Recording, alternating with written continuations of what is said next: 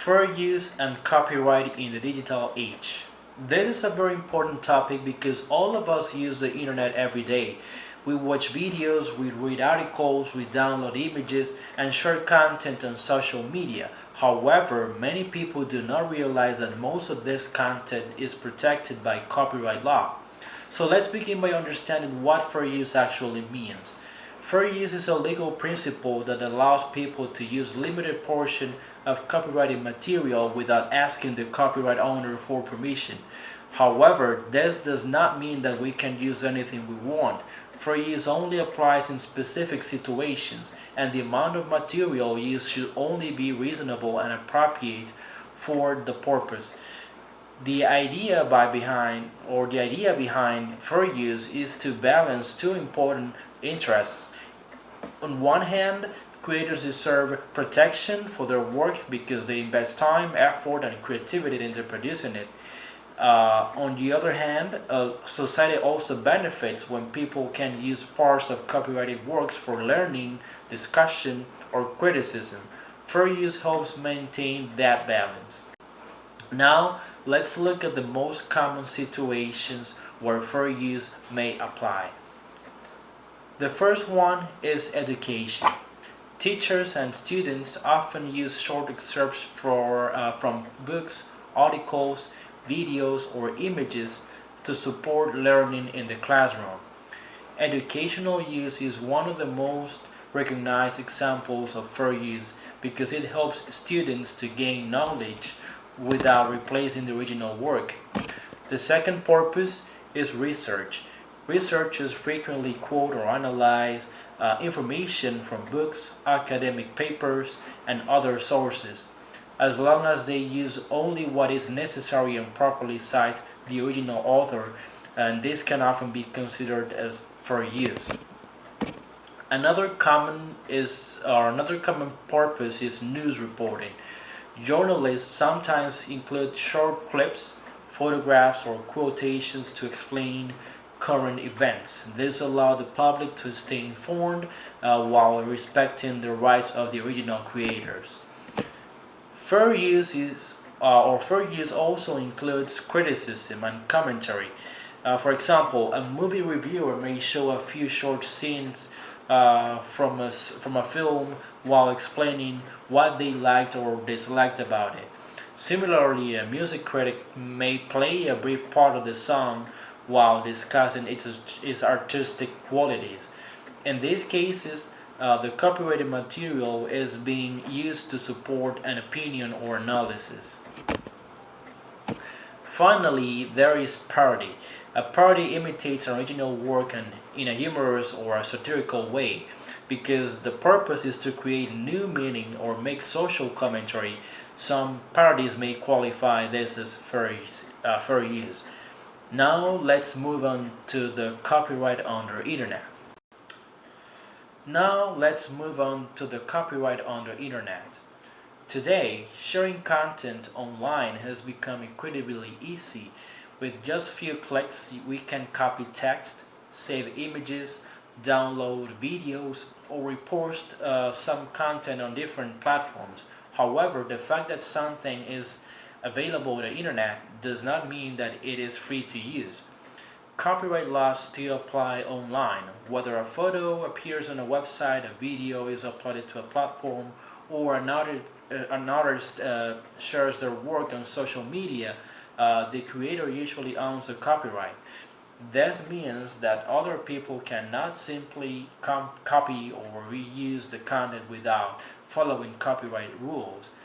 This brings us to social media and copyright. Many people believe that if they give credit to the original creator, they can freely use copyrighted content. While giving credit is always respectful and important, credit alone does not automatically give you permission to use someone else's work. To avoid copyright problems, there are several good practices we should follow. First, always give proper credit whenever you use someone else's ideas or materials.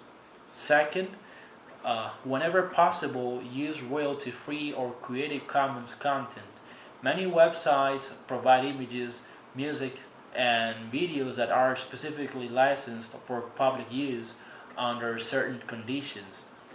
Third, if you want to use copyrighted material that does not qualify as fair use, it is always best to ask for permission from the copyright owner before using it.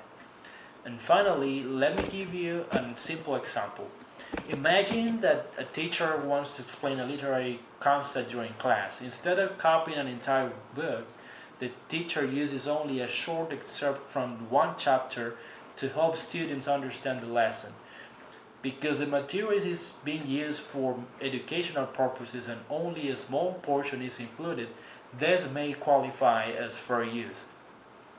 In conclusion, fair use is an important exception to copyright law that allows limited use of copyrighted material for purposes such as education, research, news reporting, criticism, and parody.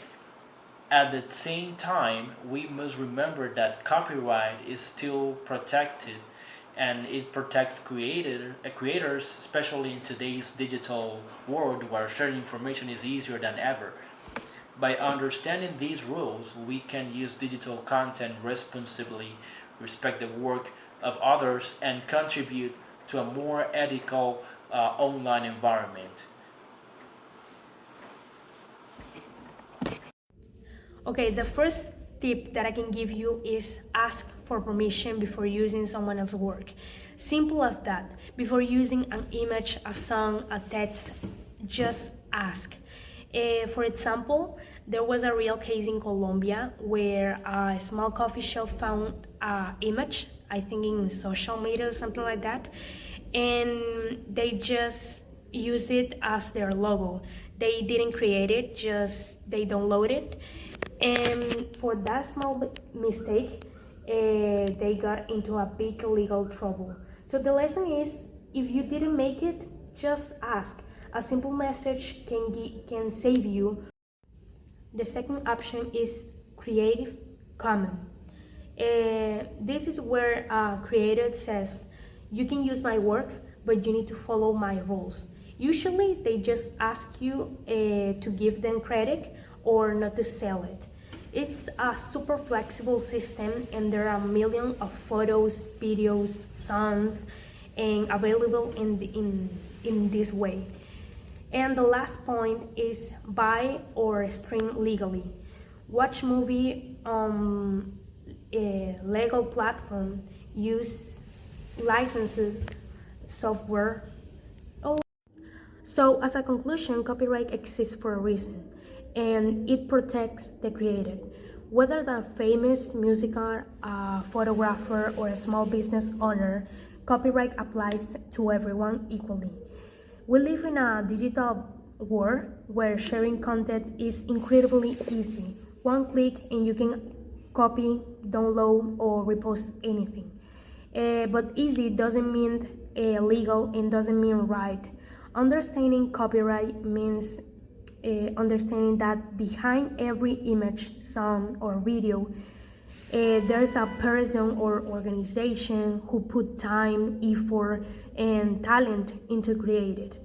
So the next time you want to use it, to use something like is in yours, keep it simple.